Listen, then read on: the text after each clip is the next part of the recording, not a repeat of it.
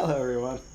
So it's been almost a year since I first recorded the ship who sang, and there's still one chapter that I haven't quite finished because I kept having computer problems every single time I tried to re-record it for you guys.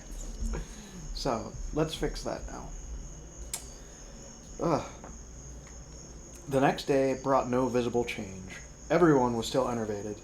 Kurla turned professional and roused those seeking oblivion in slumber to take high-protein meals and massive therapeutic IV sprays. Protein. Towards the evening of that day, Helva got Shudras alone in the galley for a conference. We'll have to put it off as long as we can, Helva. These people are drained dry. I know. And he shook his head slowly. How are you doing? Helva temporized. I always maintained shell people are as human as anyone mobile. I know it now. I'll find it extremely difficult to go back to Beta Corvée myself. Only I know we have no choice. What do you mean, Helva? Shudras didn't have enough energy left to be more than mildly curious. They're wondering where we are right now. They have the understudies lined up and raring to learn. Shudras muttered a defeated groan. Helva, how can we ask anyone here to undertake that? As I said, Shudras, we have no choice. I don't follow you. There's a little block on any lead into my power sources. I couldn't even dodge a meteor if I had to. Shudras dropped his head into his hands, his whole body shuddering. Helva, I can't go back. I can't. You don't have to go back. Not right now. Lord, you don't even have the energy to put on a transceiver, she said, deliberately misunderstanding him. It's up to me. What's up to you? Prain asked, drifting into the galley. I'm going down to explain our absence. On the contrary, Prain objected, trying to straighten his shoulders, but all he managed was a directionless lurch against the warming units. I'm the director. I should explain our inability to fulfill our contract. Shudras groaned in distress. You're out on your feet, Prain. Shudras too. I'm going. That's final. Shudras, we'll discuss this further when I get back, she ordered. Shudras? She prompted until he nodded acquiescence. Pain assailed Helva's mind in a brief flicker of thought as she re-entered the Korviki envelope. The myriad tactile sensations from her trailing appendages indicated the presence of several strong pressure dominances. How was she going to explain human frailty to these masters of pure energy? The atmosphere, however, was unusually free of energy emissions. Manager, dark and full and rich, discreetly contained his mass of pressure dominances. I found a typo. The others, ranged beyond him at a courteous distance, must be the understudies, she thought. If a Korviki had compassionate levels in his consciousness, surely the manager was activating them, for he was patient as Helva struggled to explain. He was patient as Helva struggled to present the explanatory equation, pointing out the unreasonable fractions. He replied with a show of depletion that could only be an apology that the unprecedented feedback and the production of an unstable reaction mass had resulted in such entropy for the visitors. However, they had themselves as cause. Nevertheless, Manager sternly informed Helva a new condition of immense significance had developed. Every single energy group around this thermal core insisted on obtaining the formulae which could repeat those unique emissions. The benefits of such expulsion would rejuvenate static energy groups once considered lost beyond reactivation. The formulae must be passed on. No matter would be considered too precious in the exchange. Helva, feeling that she was emitting desperate energies, repeated the impossibility. Some arrangement would have to be effected, the manager insisted. There was one unit, he drew the equation of sound that meant Juliet, which had shown an admirable control of intrinsic energy. Let it return and deliver the formulae. Otherwise, the manager swayed its tentacles in an unnerving approximation of a human shrug. For a long interval, Helva lacked the moral courage to indicate her return. She tried to think how this simple mission had turned into such a catastrophe. Ruthlessly, she reviewed the elements of this impasse, trying to find a solution. There had to be one. How cosmically ironic that Answer Colmer, so bent on ruining them, was the only personality with sufficient egocentricity to survive the experience. But would she save them all?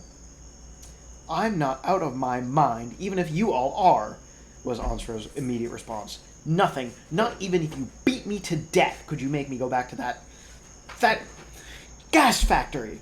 I've done all my contract called for." "Actually, you haven't, Ansra," Davo replied wearily.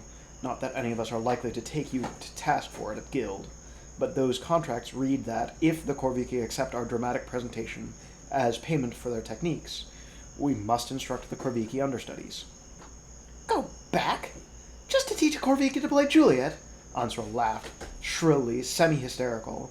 She whirled on Prane. "I told them at Regulus you'd fail, and you have, and I'm glad, glad, glad."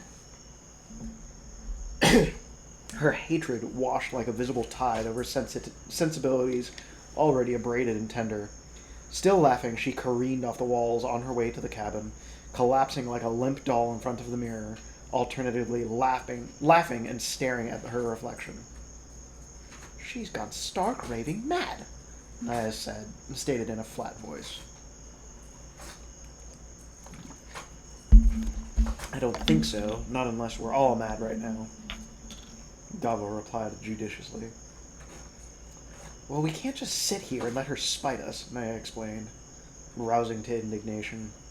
"She's just got to do her part." "The show must go on?" Aeschylus asked sarcastically.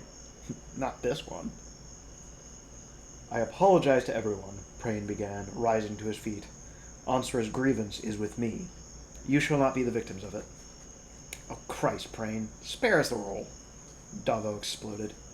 "No role. The solution is simple," the Solar went on, his voice and manner so matter-of-fact that the accusation of heroics was void. "As director, I know every single line in this play. In fact, I have complete recall of some 212 ancient, medieval, classical, atomic, and modern dramas." "You die under the strain," Kurla cried, throwing her arms around him. He disengaged himself, smiling tenderly at her. "I'm dying anyway, my dear. I prefer a good exit line." "Next week, East Lynne," roared Helva, successfully shocking everyone alert with her mocking laughter. Prane was deeply hurt, which Helva found a trifle healthier than heroic self-sacrifice. "Now, will everyone calm down? All is not lost because Answer Colmer is a vicious, vengeful bitch. In the first place, Solar Prane, we don't want the Korviki possessed of our entire bankroll in one mass cathartic purge. One play, Romeo and Juliet, which has rolled them up by the fronds, is all that we contracted for, and we shall give it to them, and then accelerate out of their sphere of influence as fast as I can blow my jets. I shall strongly, urgently recommend that we do not darken their dominance again until our bright boys figure out how to cushion our fragile psyches against Korviki feedback." "And, Solar Prane, you are not the only person on board with perfect recall. I know this may sound fatuous, but I, too, probably Davo as well, possibly our Aeschylus, know every bloody line of R&J too. All three of us are physically and emotionally better able than you to go back down to Beta Corvi." "Listen to me," she bellowed when everyone began to protest. She shifted to the voice that signified a broad smile and hammed it. "This is your captain speaking," and as they broke into laughter, became dead serious. "I, Helva, have the final responsibility for this mission, and for everyone aboard this ship. I know all of Romeo and Juliet, too. Used to play Juliet, you know, when I was in my first 100. I know all of Romeo and Juliet, too. Used to play Juliet, you know, when I was in my first 100, Naya said quietly before Helva could continue. "And you've forgotten something, Helva. Very essential point. It's the performances on Beta Corve, not the rehearsals, which rock us. I feel sure I could cope with a rehearsal situation, with the customary halts and breaks needed to teach understudies. We don't even have to rehearse the full 7 hours. Not if these Korviki want the plays so bad. We call the tune." Then her expression changed, and she glanced towards the women's cabin, where Onsra was laughing softly. I'll be goddamned if I let that bitch close the most successful show I've ever been in. Aeschylus roared with laughter and embraced Naya in a mighty hug. By the toenails of the 7 saints of Scorpius, neither will I! I'm game too, Benvolio agreed. And bugger her, he added with a rude gesture in Onsra's direction. Look, Helva, get the Corviki to give us another day's rest, Shadress said. Then, we'll all go down and finish the job. The show must go on. Who'll do Juliet? Davo asked, and then answered by his own question by pointing directly at Kurla. You'll do Juliet. Oh no, not me. Why not, my sweet, young love? Asked Prane, pulling her hands from her cheeks and kissing her tenderly before them all. You're more Juliet than she at her best. I'm worried about only one thing, Aeschylus said. I don't like her here with us. Her here with us there. And his forefinger punctuated his words with stabs in the proper directions. Very good point, Davo agreed with a whistle. Oh, not a problem, Helva assured them. Miss Colmer is resting, I believe the professional term is. I shall encourage it. And she proceeded to flood the pilot's cabin with sleepy gas. The manager signaled acceptance, emitting relief that the problem had a solution. Helva sent everyone off to bed after a protein-rich meal. Protein! Kurla and Naya preferred to bunk on the couches, despite the fact that Helva had cleared the gas from the cabin. Kurla agreed to administer a timed sedative to Onsra to keep her unconscious while there was no one in the ship. The cast voted to limit the first rehearsal to 4 hours. However, all apprehensions vanished when it became evident to the troupe that the understudies were very discreet with their energy emissions. In fact, back at the ship again, there was a mood close to hysterical relief. Those Corviki are the quickest studies I have ever worked with. Tell them once and they just don't forget, Aeschylus exclaimed. Yes, they are holding back, aren't they? Davo agreed. But will they know how much to emit to make the show come alive? I mean, there's that old difference between amateur and pro. Good point, Davo, Prane said. And one I discussed with manager. I talked over unconserved energy levels with him, and he assured me that he had taken measurements during our performance so that they will know when to emit energy to produce the proper reactions. He has great dominance, that man. Great dominance. And a fine sense level of integrity, too, Shadress added, nodding thoughtfully. You sound more Corviki than human, Naya said, in her droll way. Prane and Shadress looked at her, their expressions puzzled. Well, you do, Kurla agreed.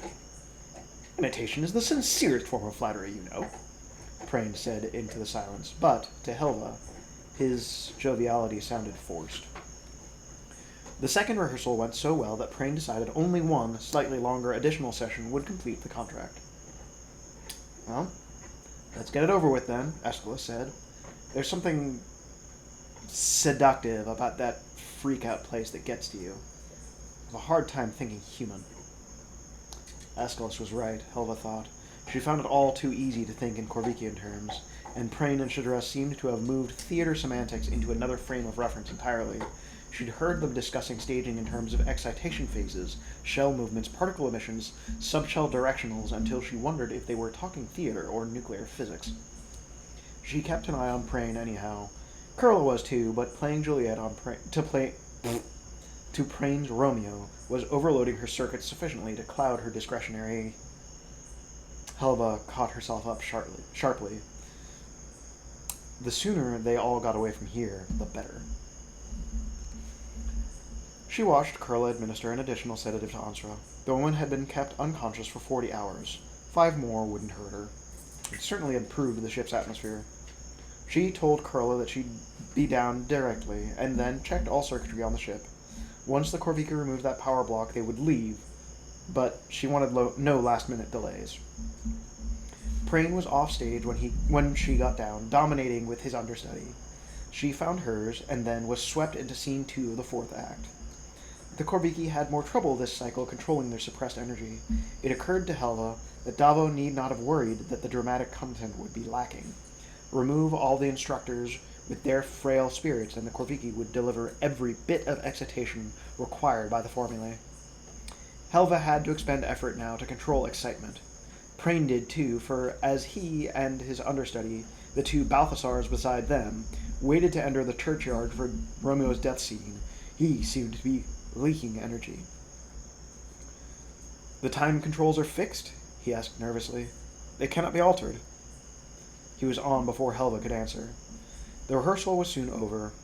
Manager had to exert tremendous control over his spontaneous emissions as he complimented each of the actors. He announced that the information on isotope stabilization had been sent to the ship in a specially prepared container, and that the ship's power was unblocked. He kept emitting on such a broad band that Helva felt the insidious tug of entropy and resolutely made her farewells. Transferring back, it took her a moment of regret that seemed an eternity, to get her bearings. She detected the container neatly secured in her engine room, violently radioactive as yet, so it had better stay where it was. Someone groaned in the dimly lit cabin.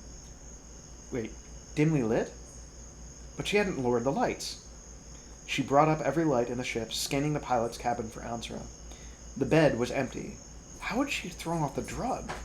Helva did a searching scan and found Ansra crouched down by Prain's body. In her hands were the wires that led to the transceivers on Prain and Kurla. "Ansra, that's the same as murder!" Helva roared, trying with sheer volume to stun the woman. With the determination of vengeance, Ansra ripped the helmets from their users and tried to tear the units apart. Even as Ansra was acting, Helva triggered the return on the transceivers, desperately hoping that she'd forestall Ansra's intention. It seemed so long with the woman's harsh panting as metronome, until the transceiver lights winked out across the rim of the helmets. On one, the light remained, on Shadress. "Davo! Davo!" Helva shouted. The actor, shaking his head as the urgency of her voice roused him, responded dazedly. Then he saw Ansra, saw what she was doing, and launched himself at her. Davo's thrust pinned her against the far wall as the other members of the cast began to revive. "Aeschylus, help Davo with that crazy woman!" Helva ordered, for Ansra was twisting and screaming, beating at Davo with maddening strength. "Benvolio, come on, man, snap out of it! Check Chadress, how's his pulse?" Benvolio leaned to the limp body beside him. "Too slow, I think. It's so faint. I've got to get back to Corvée. Someone, Naya, you're awake. Find 2 usable transceivers in the mess Ansra made of them and put them on Prain and Kurla. I've got to get them back here." "Wait, Helva!" she heard Davo call as she was in the act of transferring. The manager was beside her, and so were the shells that were undeniably Prain, Kurla, and Chadress. Their pressure dominances were overwhelming. "Stay with us, Helva. Stay with us. It's a new life, brand new, with all the power of the universe to control. Why go back to a sterile life in an immobile envelope? Stay with us."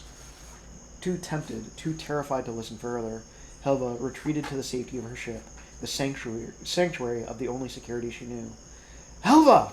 Davo's voice rang in all her ears. "I'm back," she murmured. "Thank God, I was afraid you'd stay with them." "You knew they'd stay?" "Even without Ansra's help," Davo admitted. Beyond him, Naya nodded. "It's the answer for Kurla and Prain, you know," Naya said. "Hell, they can combine energies now." And her laugh was mirthless. "But Chadress?" "Shock you, huh? That a Brawn would defect?" Davo asked sympathetically. "But he wouldn't be a Brawn much longer, would he, Helva?" "And what if I'd stayed?" "Well," Davo admitted, "Chadress didn't think you could, but he did think you should." "It was a case of being where I'm needed, Davo, and sometimes you have to help by not doing anything, I guess." She added, more to herself. She looked then towards the 4 breathing but lifeless bodies. 4? She cried aloud, stunned to identify Ansra laid beside the others. "What did you do? How could you do it?" "Easy," Naya replied, shrugging negligently. "A case of the punishment fitting the crime. Besides, the Korviki are better qualified to deal with unstable energies than we are, Helva. Can't we leave now?" Manager said that the exchange had been made, Aeschylus said. "Have they unblocked your power?" Yes, Helva sighed, unwilling to act yet. Helva, Davo murmured gently, his hand palm down on the titanium column. Helva, the play was the thing wherein to catch the conscience. As she wearily fed the return voyage tape into the computer, his words echoed in her mind like a gentle absolution. With an exquisite sense of reprieve, Helva watched official debriefing experts disperse to their waiting vehicles that clustered in the floodlights at the base of the X-ray Hotel 834 like energy motes. Helva censored that analogy. Night-piercing lights blinked on, jabbed in a crisscross web as the ground cars turned and wheeled.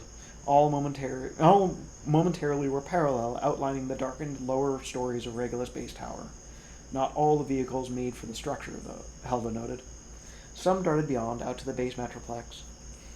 Out, out of the base complex into the distant metropolis. Shell people were presumably inexhaustible, but Helva felt drained and depressed.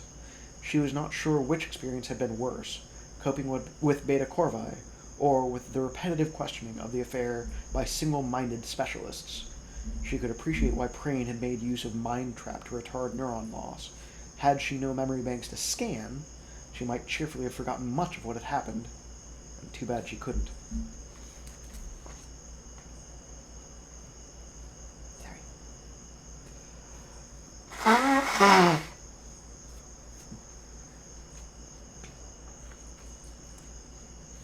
Helva sighed. Not Helva, the X-ray Hotel 834, sleek BB ship of the Central World's Medical Service, but Helva, the woman. They encased us in titanium shells, placed the shells in titanium bulkheads, and considered us invulnerable. Physical injury is the least of the harmful accidents that this universe inflicts on its inhabitants. It is soonest mended. Light began to appear in the base tower, and Helva was perversely delighted. So, others would have a sleepless night tonight. They deserve it, unsettling her fragile resolution of the Beta Corvi affair with their barrage of questions. How powerful was the Corvi community? How large were the individual entities? How long did she believe the human Corviki shells that contained Prane, Kurlish, Dress, and Ansra would retain their previous loyalties and memories? How soon should a second expedition attempt to broach their atmosphere? What other media of exchange would Helva recommend, assuming Prane's encyclopedia of drama had been bled from him? And why did she feel that the Corviki environment was so dangerous to the human mind? Could she explain the dangers? Could she recommend preventative measures to be used in preconditioning? There was no consolation in the fact that every other member of the mission was also being closely interrogated, prodded, and probed, physically as well as mentally. At least she was spared that, although the shell medics had run an acidity test and checked the intake on the nutrients that sustained her. There had been a rise in the protein flow, which was deemed consonant with the unusual activity required of her. The base computers were going to get a workout tonight, but she didn't want to have to think at all. Not about the Corviki, at any rate, nor the 4 humans who had opted to remain in the Corviki shells, to exchange and lose energy in the new suborbital. I don't want to think at all, Helva said aloud. Restlessly, she scanned outside, her glance reaching briefly the lighted windows in the Brawn barracks. Opal is eating cardboard. She felt no desire to place a call there. She hadn't the requisite flexibility to enjoy contact with new personalities, usually such a reviving and stimulating experience for her. She didn't want either to be alone tonight. This time, I get a Brawn before I move a centimeter from this base, she vowed. The service cemetery where Jenin lay buried was mercifully lost in the darkness, kilometers across the huge base field, but she began to feel that distance psychologically diminishing. Rather than dwell on that closed chapter of her life, she masochistically reviewed the last few hours. Had she really given them all the information available to her? Was she subconsciously withholding a single important fact or minor observation? Had she really analyzed the schizophrenic trauma of the human mind and the Corvée shell? Had she... A ground car braked to a rocking drop at the base, and someone activated the passenger lift, which she had not withdrawn when the last of her debriefing group had left. Who the hell? Power on! A sharp voice reassured her in the supervisor's curt way. As her service supervisor, Niall Parlon had naturally been present during the debriefing. He had kept to the role of arbiter, speaking only when the experts had gotten excited or too insistent on points that Helva was unable to clarify. She had been grateful as well, and as impressed by his unexpectedly deft handling of the incidents. Evidently, Parlon enjoyed considerable prestige in spite of his blunt manners. Was he returning for a private session? He stepped into the airlock, feet spread, arms dangling at his side. He was glaring at her column with unexpected belligerence. "And now what have I done?" Helva asked, masking a sudden apprehension. As he broke the pose and swaggered forward, Helva wondered if he had been drinking heavily. "I claim refuge, my lady," he replied, bowing with exaggerated flourishes. "And a cup of coffee?" "You're out of it. Those fardling circuit clowns drank it all up. But you're off bounds and incommunicado as far as CENTCOM knows. My orders, my love. So, you're the safest place for me to be." "You're not in trouble over the Beta Corvi." "Trouble?" And he sat down on the couch facing her column, suddenly collapsing limply back against the cushions. "Hell no. Not my Helva gal. Not Niall Parlon, supervisor extraordinaire.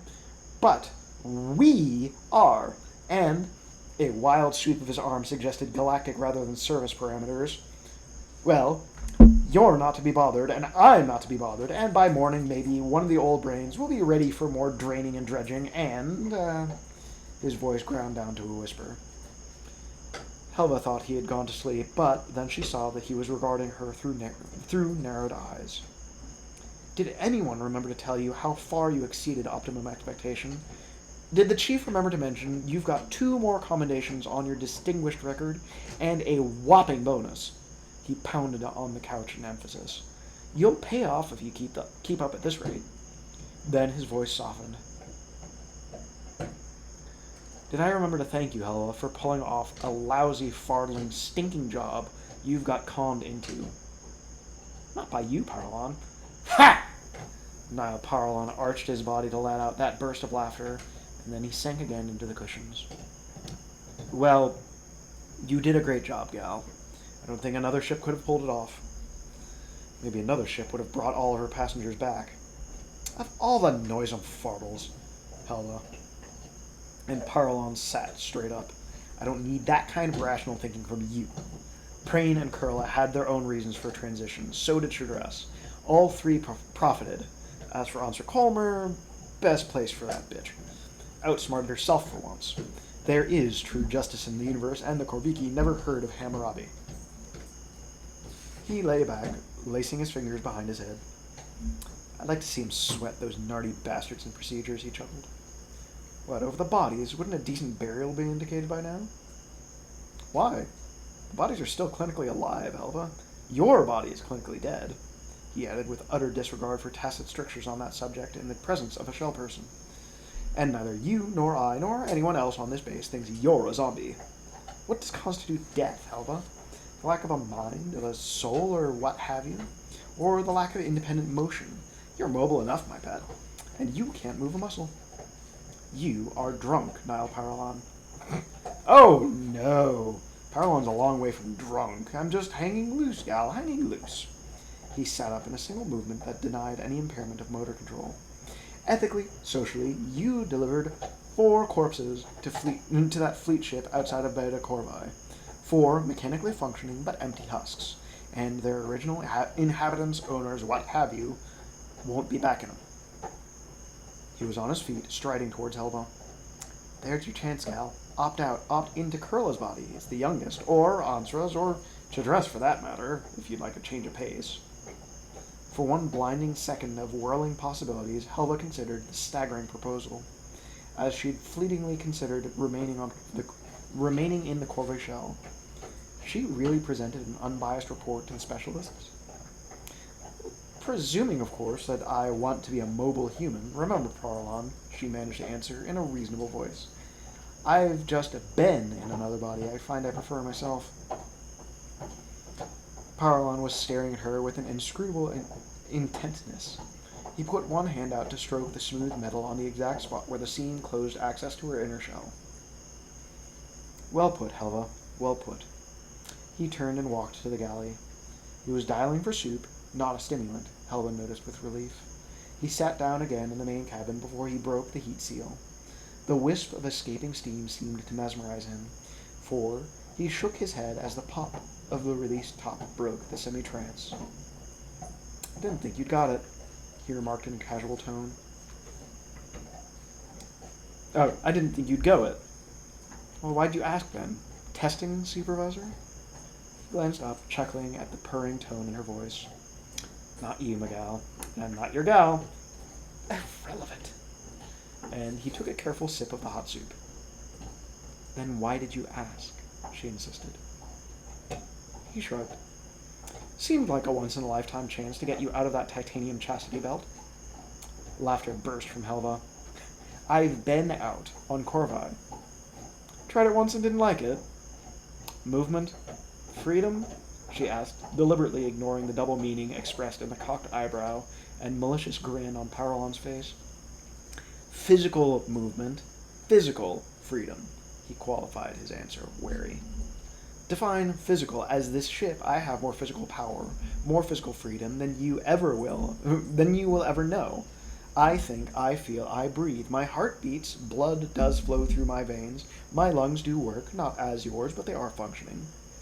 So are the hearts and veins and lungs of those four nothings in the life support room of base hospital. But they are dead. Am I? Are you? You are drunk, Paralon," she accused in a flat, cold voice. "I'm not drunk, Helva.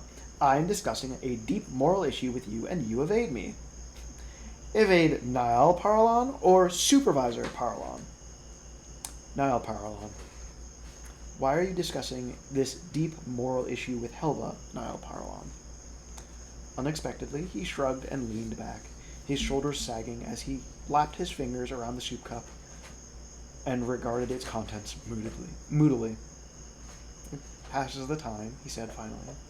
"We both have time on our hands tonight, time that must be passed some way or another. Silly to waste our valuable time," and he gave a sardonic laugh, "in small talk.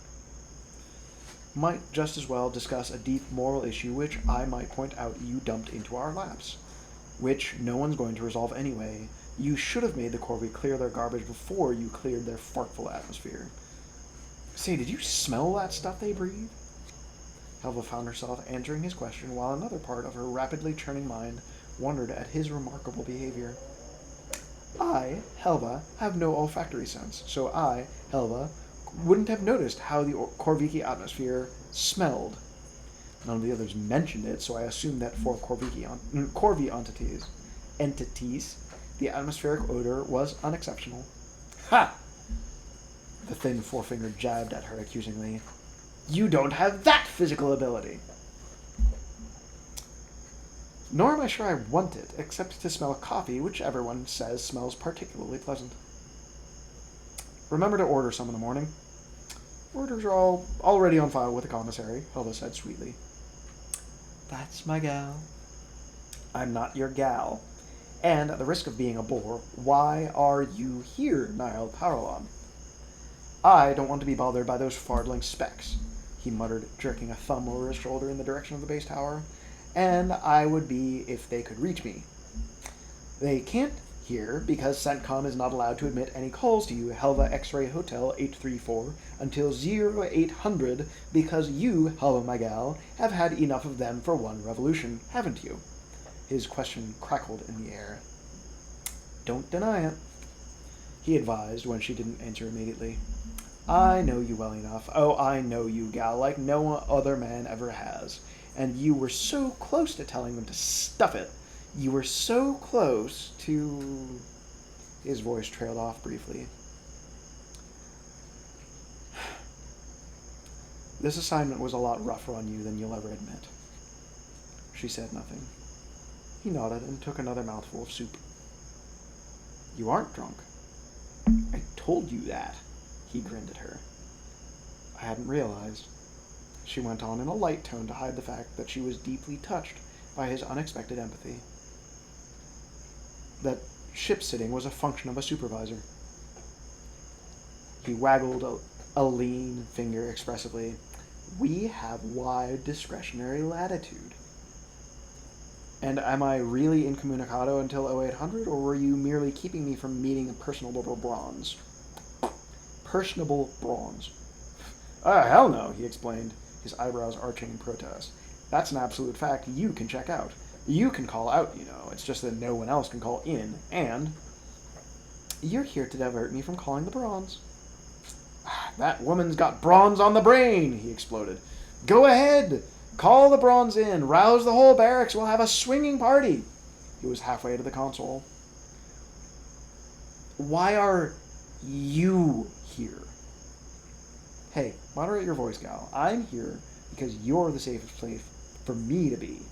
He turned back to her again, grinning wickedly. Sure you don't want to call the Brawn Barracks? Positive. Why are you escaping? Because, and he dropped down onto the couch again, making himself quite comfortable. I've had it with their nardy questions, suspicions, and... Suspicions? Helva pounced on the word. Niall made a crude noise.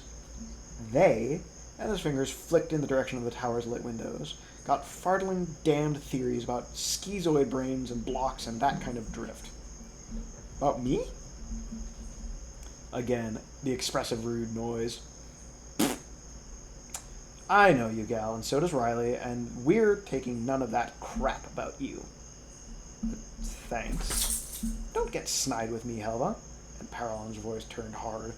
I'll make you work your ass off for the service. I'll make you take assignments you don't want because they're good for you and the service. Good for me, like the Corvée affair? Yes, damn your eyes, good for you, Helva. For the woman inside that armor plate. I thought you were urging me to come out of my armor plate, into Kurla's body. Paralon was still. His angry eyes seemed to bore through the column into her shell. Abruptly, he relaxed and leaned back again, apparently at ease. But Helva noticed the small contractions of the jaw muscles. Yes, I was, wasn't I? He said mildly. With a sigh, he swiveled his feet up on the couch and yawned in an exaggerated fashion. You know, I've never heard you sing. Would you oblige? To keep you awake, or would you prefer a lullaby? Niall Paralon yawned again, laced his fingers behind his head, crossed his neatly booted ankles, and stared up at the ceiling. Dealer's choice. Surprisingly, Helva felt like singing. So, hopefully this time it works. And, well, if you get it, it worked, which is nice. So, I hope you have a wonderful evening. I hope you sleep well. I will be taking care of both puppies because they're both so cute. So, get some rest and do your best to become somebody that you can be proud of. And if people can hate without reason, then I can love you for exactly the same. Be safe.